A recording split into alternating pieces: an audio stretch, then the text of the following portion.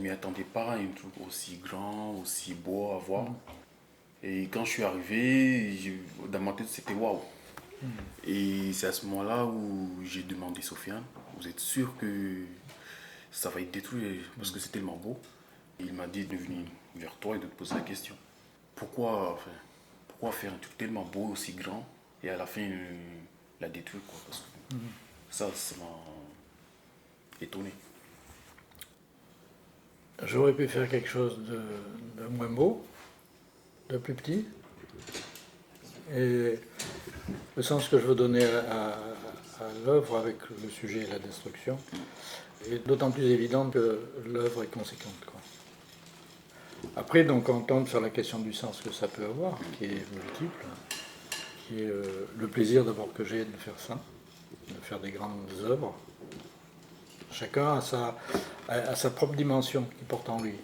Il y a des choses qu'on préfère à d'autres, comme ça. On se sent plus à l'aise dans une dimension que dans une autre. Alors ça pose la question du réalisme aussi. En art, l'art représente les choses, mais c'est pas la réalité. C'est pour ça que même s'il y a des choses violentes d'exprimer dedans, ça reste des choses pacifiques. Des fois, les gens sont furieux par rapport à l'art. C'est bizarre comment ça peut déclencher des choses chez les gens, quoi. Et ça pose, je disais, ça pose la question du réalisme dans la mesure où je la détruis vraiment. Ça devient une réalité, quoi, en tant que telle, mais en même temps, c'est une représentation. C'est une représentation par rapport à la destruction, par rapport à la guerre, ou par rapport à des choses comme ça, par rapport à la destruction de camps qui étaient réduits à l'état de gravats pendant la guerre, ou par rapport à ce qui se passe en Syrie, ce qui se passe en Afrique, ce qui se passe un peu partout dans le monde où il y a des destructions massives qui se font, et puis il y a les entreprises de bâtiments qui sont là derrière, à voir comment on va faire de l'argent après avec ça, à reconstruire aussi. Voilà. D'accord. Et si c'était une œuvre à moi que j'avais fait, j'aurais du mal à la détruire. Vous, ça vous fait quoi le fait que vous avez passé du temps et tout? Ben, ça me fait mal au cœur. Alors, je ne suis pas maso, hein, mais c'est la condition pour moi que je fasse cette expérience. C'est important de passer par la question de la dimension. Voilà, il y a des choses, par exemple, quand on fait des petites sculptures, ben, le volume, c'est à la taille de la main, quoi. Quand on fait un truc comme ça, il faut travailler avec une pelle, quoi. C'est pas pareil, on ne travaille pas les volumes de la même façon. Le rapport à la matière, le rapport, voilà, c'est totalement différent. C'est une expérience pour un artiste toujours intéressante de le faire. Après, j'aime pas ça, détruire les œuvres. Il y en a certaines, je me suis donné du mal, j'aurais envie de les garder. Je dis, quel dommage que quelqu'un ne veuille pas que je fasse ça dans son jardin puis que ça reste, quoi.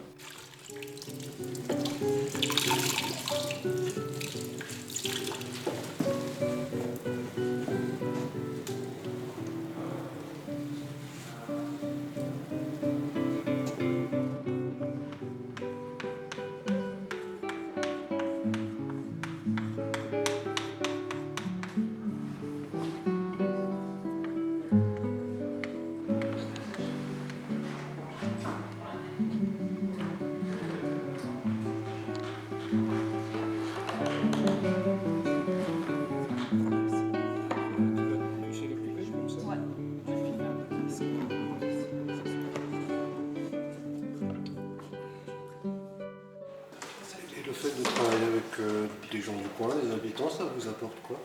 Ben, c'est intéressant, d'abord ça m'apporte une aide précieuse, Ouais. notamment il y a des étudiants de l'école d'art qui viennent. Ouais. Peut-être pour eux, je sais pas, c'est bien, ils ont l'occasion de rencontrer un artiste, de voir comment un artiste travaille. On n'est pas il n'y a pas d'artiste qui travaille de la même façon, donc c'est des expériences intéressantes. Et pour moi, ça fait partie du travail, c'est-à-dire que souvent dans les centres, on demande, dans les centres d'art, dans les musées, on demande mais qu'est-ce que vous pouvez faire par rapport au public, par rapport aux enfants des écoles, par rapport aux étudiants, etc. Je dis moi je ne fais pas d'animation, c'est pas mon travail, c'est un vrai travail. Je peux participer à un travail d'animation, mais c'est pas mon boulot. Par contre, ceux qui veulent, je les prends comme assistants. D'accord. Comme dans mon atelier. Comme si c'était mes assistants qui savent travailler ou non. Voilà. Ok. Alors c'est vrai qu'avec les étudiants des Beaux-Arts, c'est intéressant parce que ils s'intéressent à l'art. Donc il y a une relation, il y a des échanges.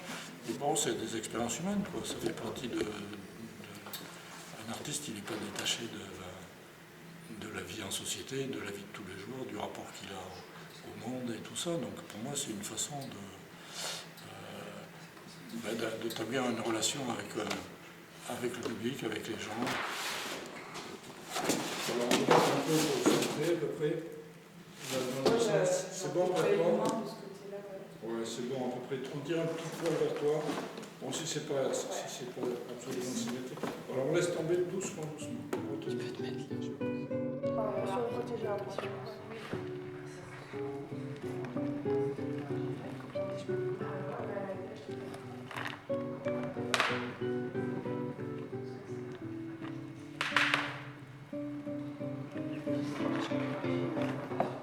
En fait, moi, ce que j'ai ressenti en entrant dans ce lieu, déjà avant tout, c'est ce calme ambiant qui, moi, m'a interpellée. Et je voulais vous poser la question, faire un rapport entre ce calme et l'idée de destruction, ou l'idée de la mort à laquelle elle peut nous ramener. Ben, c'est le calme avant la tempête. Non, mais le calme aussi le calme est lié à l'idée de la mort. Voilà, mais après, chacun l'interprète à sa façon. Mais c'est le travail qui amène ça, c'est cette façon c'est le matériau qui amène le calme. Je travaille un peu comme dans mon atelier. Et dans mon atelier, d'abord, je suis seul la plupart du temps, donc je dis rien. Je me parle à moi-même des fois. Et là, c'est accentué par le matériau que j'emploie. Il y a un matériau silencieux, on travaille avec les mains, la terre ça ne fait pas de bruit quand on la travaille.